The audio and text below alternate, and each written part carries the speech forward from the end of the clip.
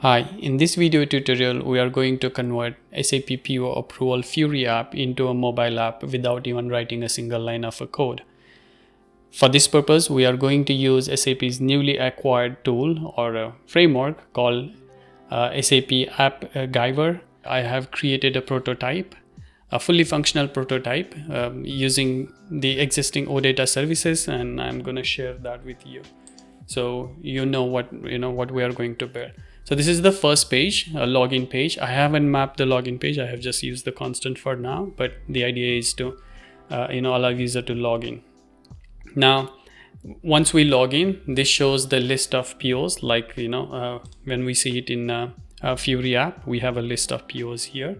So same thing, we have it in this app, list of POs, and this is, by the way, live, which you can see it here. You see this Indian IT trading company, Mexican oil trading, and Indian IT trading company. These are the exact same POs here. So it's already working on a live data. And then when we select a specific line, like let's say this line, it brings us on a second page with more details, PO details, and additional item details. Now here we have 4 columns with different information. These can vary. We can add more, or we can reduce. Minimum we can have 2, or maximum we can add multiple based on the UX. So that's what we are going to do. So the first thing is, your SAP NetWeaver system needs to be on HTTPS, strictly HTTPS protocol, because HTTP is not supported in Appgyver and is also not supported on any mobile devices. So you will not be able to use it on iOS or Android. Second thing, if you are using HTTPS, and assume you might have a self-signed certificate. If you do, then self-signed certificates wouldn't work on iOS devices. So you have to install your self-signed signed certificate on your mobile device if you are planning on to use it on a mobile. First thing, we'll create a project. We'll call, like I already called, mobile approval, create. Now, by default, whenever we create a project in Appgyver, it creates a dummy template with a title and a paragraph. So we'll get rid of those. We don't need. Throughout our app, let's rename the first page as PO list, and we'll change it after to something better. But for now, let's call this as a PO list. This will be our list page. And then we'll create our project structure. So we need 2 pages, the list page and a detail page, and we need a login or authentication page. Now authentication page can be generated from a template. Appgyver provides that option, so we don't have to explicitly create the login page, but the list and a detail we have to. So let's create the PO details. Let's call the same PO details page, same template.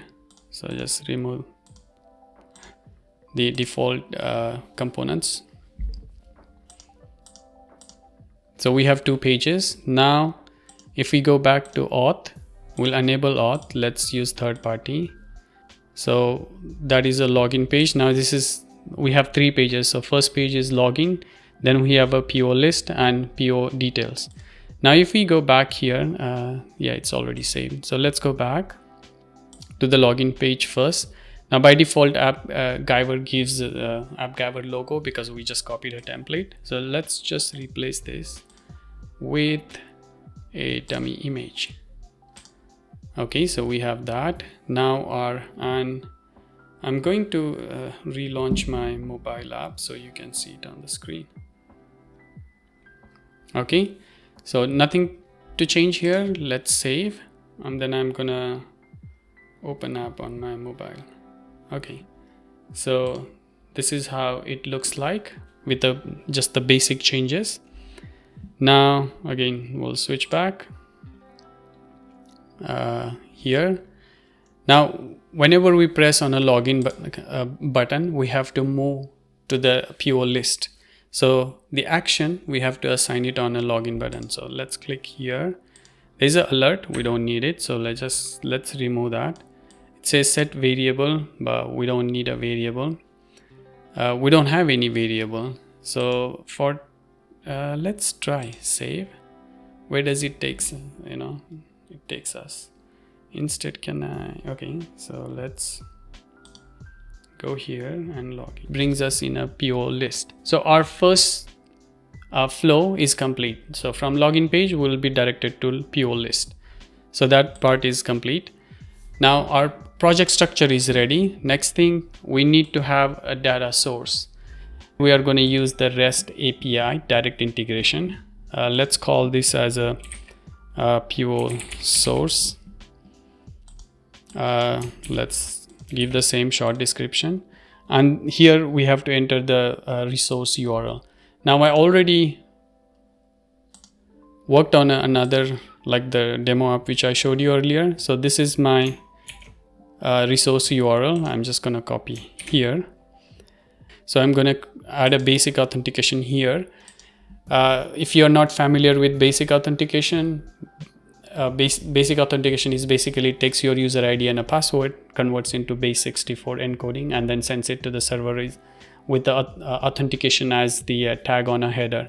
So that's what we are going to do it here, and I'm going to refer to my existing configuration which I already did it to save time, and value is my password. So this is base64 encoded user ID and a password, and save. So our base URL is configured. Now the first thing, we need a list, which is the collection. So for collection, we have to supply the entity. So we'll go again in a collection. My entity set is a purchase order, and I'm going to limit it to just 99 top records just to have a better experience for now, and later we can integrate the skip and a pagination concept.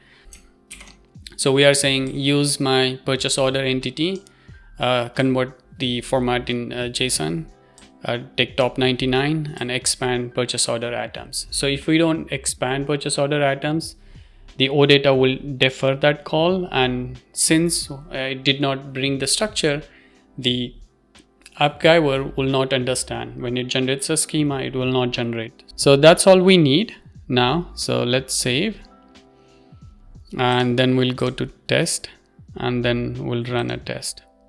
So if everything works, it will show the response. As we can see it here, we have a response. However, it says the result was not an array, because this is a collection, and collection is a list of things. But somehow the response is not viewed as a collection, but rather it's a single item. So to fix that, we have to just refer our payload. So our payload has many records, but they are not at the root. They are after like 2 nodes. So in Appgyver, the response path, there is an option in a response path where we can say ignore my previous 2 nodes and take the third one. So save. So that d.results will tell the Appgyver framework that ignore the first 2 root nodes and then start with the the follow-on one, which has multiple records. Now let's test, and this time we don't have a warning and everything is okay. So and now we have everything, like we are already expanding our purchase order items, so that's why we see it here, and this is the good schema to start with. So let's use this schema, save. So our collection service is good. Now let's move on to the get part. When we move from a list to a detail page, we can call our service for a single record. So for that purpose, I already created that part as well, and it's not different. The only difference here is this is the same service. The only difference is instead calling a list, we are going to supply the purchase order number, so it reads only one record, which you can see it here. So this is my purchase order entity in a backend.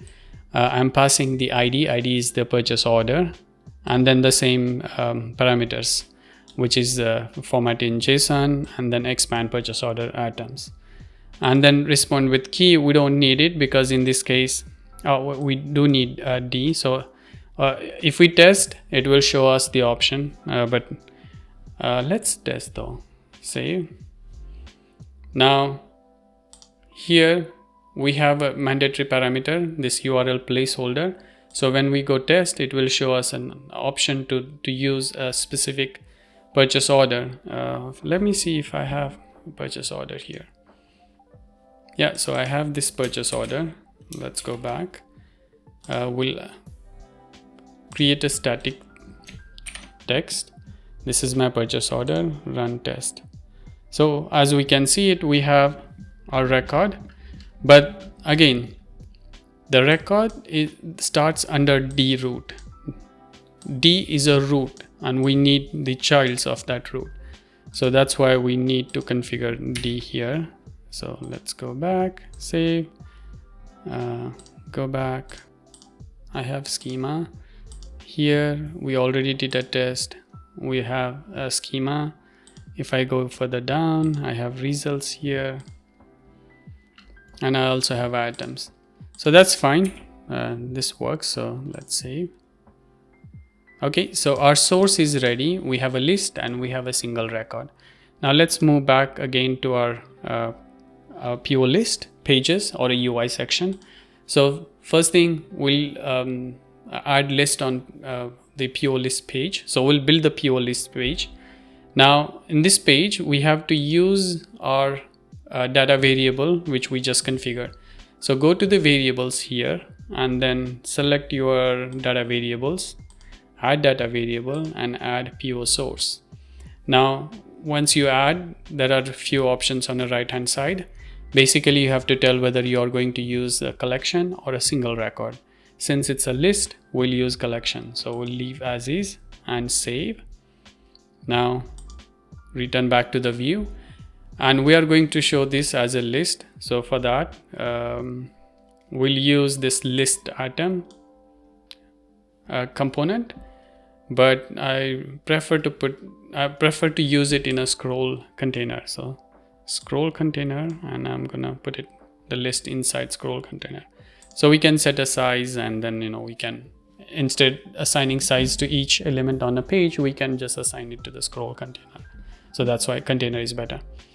Now, once we use the list, we have to supply the source of this information. That we can do it here, repeat with. So select repeat with, then go to data variables, again data variable and PO source, because this is the one which is repeating multiple times. Now, these primary and secondary labels are the one which is going to show on the list. So go back again here under primary label, select ABC. Go to data item, repeat, current, and then we can pick what we want to show it in this list. And we want to show PO ID. So let's select PO ID and save. So as you can see, it's showing the placeholder.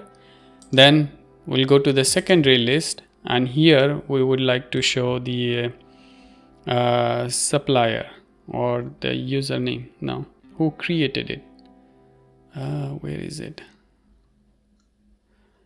Changed supplier name. Yeah, supplier name and save. So we have a PO number and a supplier name, and let's save.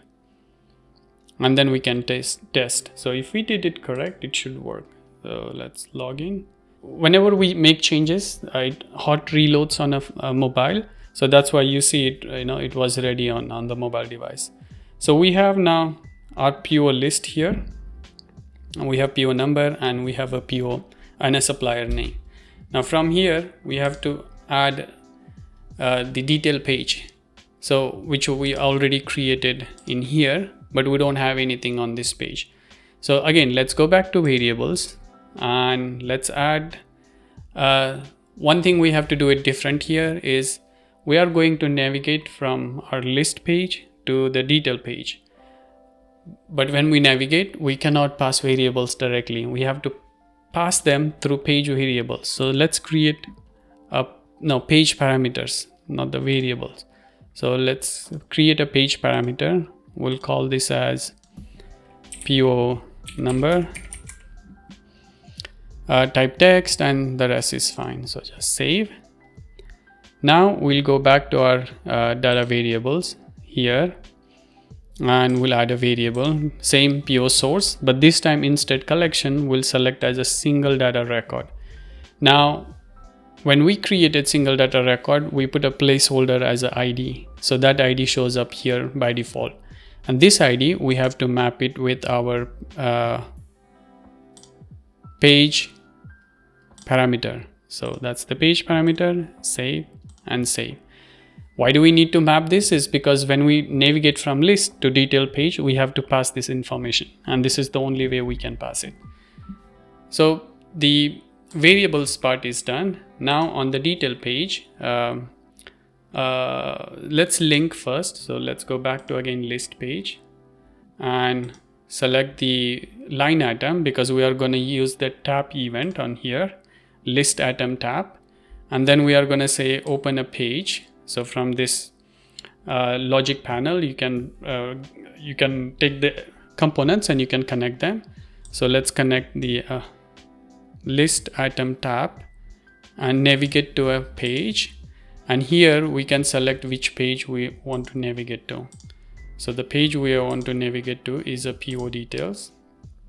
As soon as we select PO details, it is going to show us the PO number page parameter which we created earlier.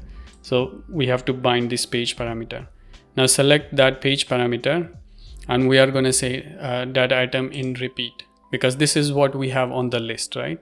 So in here we are going to say my PO ID is the PO number, and save. So this will link our list to the detail page. Now again we'll go back to our detail page here, and we'll first we need a title. Again we can use the container, a basic container instead. Scroll now. So we will add a title which is a PO number. So that's the title, and then we have to bind this with data variables,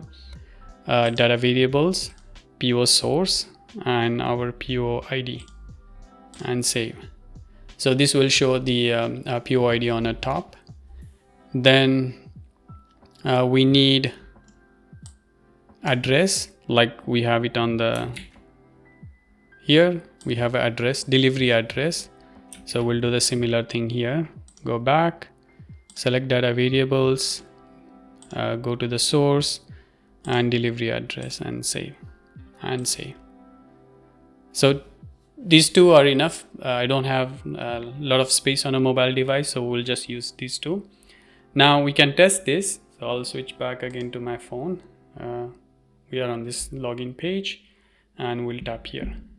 So when we were on the first page here, the Appgyver framework makes a call to the list, and when we tap in here, it will pass the PO ID as the page parameter, and then it will make a call to the get as a single entity instead of entity set. So this part is done. Now the next thing we need to do is we have to create the item list, or a secondary grid, to show all the items. For that purpose, we are going to pick again a scroll container first, so we can fit this in the scroll container, and the list item. Now this one also have an arrow which we can turn off here, so false, and it will not show the arrow.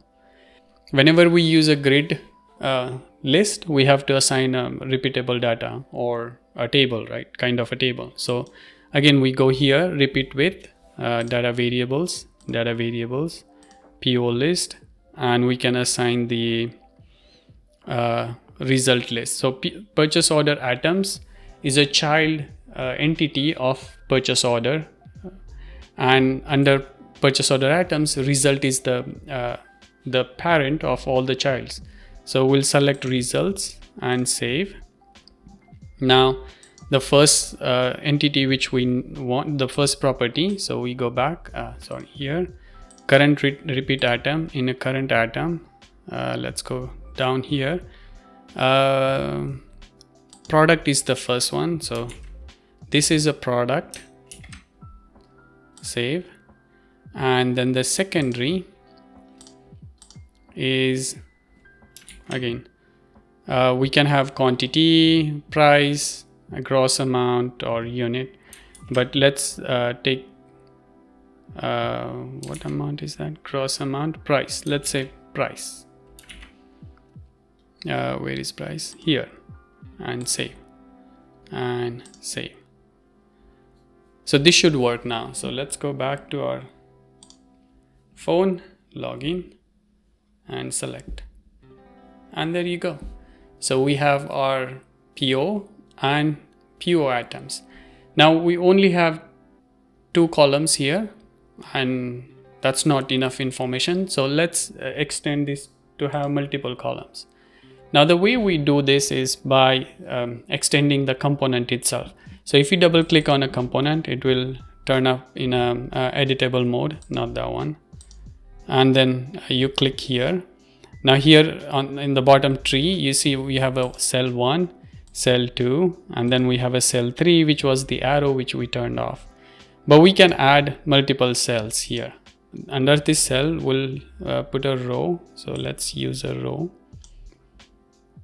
And under the row, we have now 2 cells. So let's use the primary as is.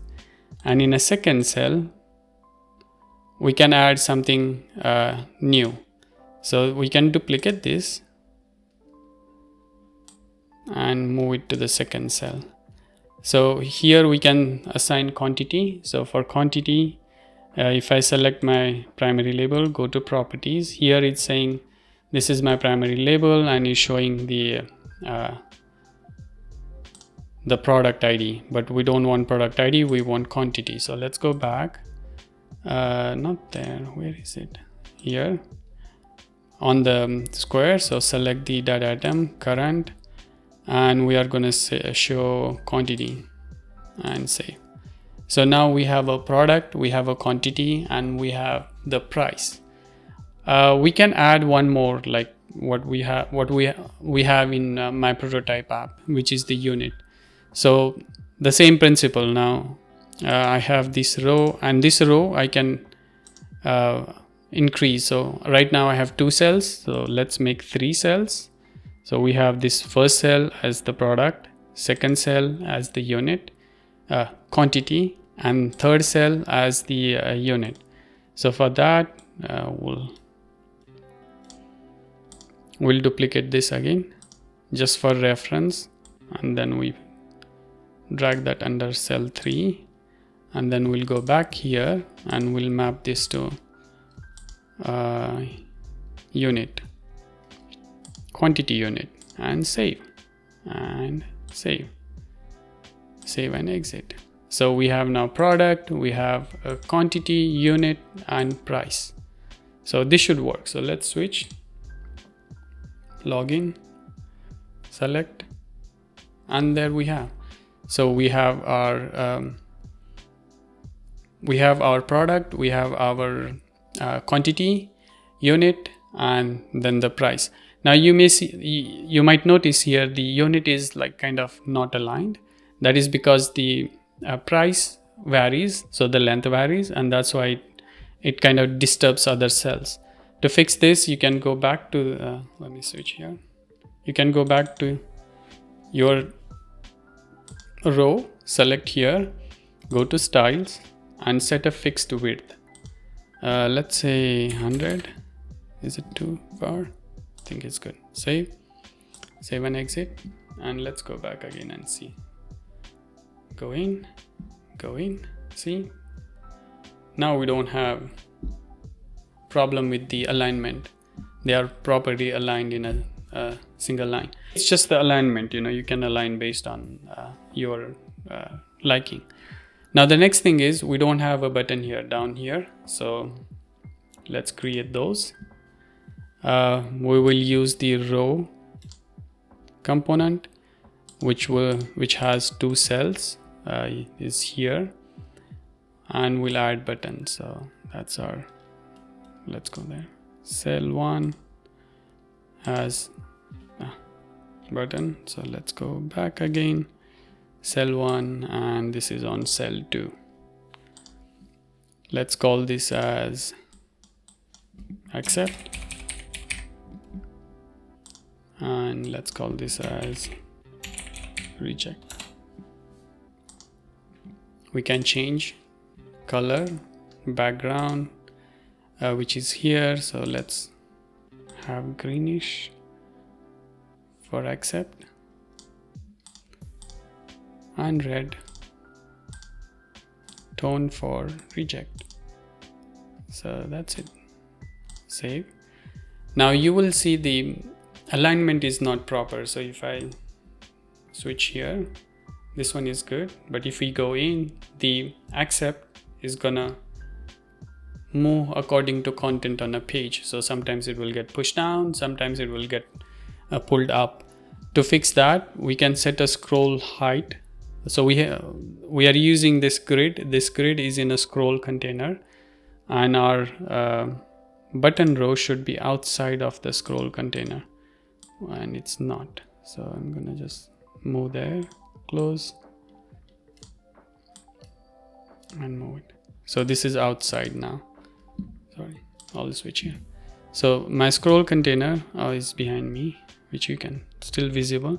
So scroll container and then the row, button row. So they are outside. They are on their own. So scroll container, we can set a height. Let's say, why is not letting me set a height? Now scroll view, dimensions and position and height. So let's 350. No, 400. Maybe 450. I don't know exactly how much is the screen size, but I can go back and check. Scroll view here, the app which I did prototype, 550. So let's go back to the scroll height and adjust it to 550 and save. Now the button will always stay at the bottom. Login, select, and you can see it now. It's at the bottom. It doesn't matter how many records we have in the list. So go back here. Yeah, so it always stays at the bottom. And that's it. So we have now our fully functional working app. The only thing remain is to tie our approve and a reject button with the OData create service, and I will cover that in the next video. Thank you for watching.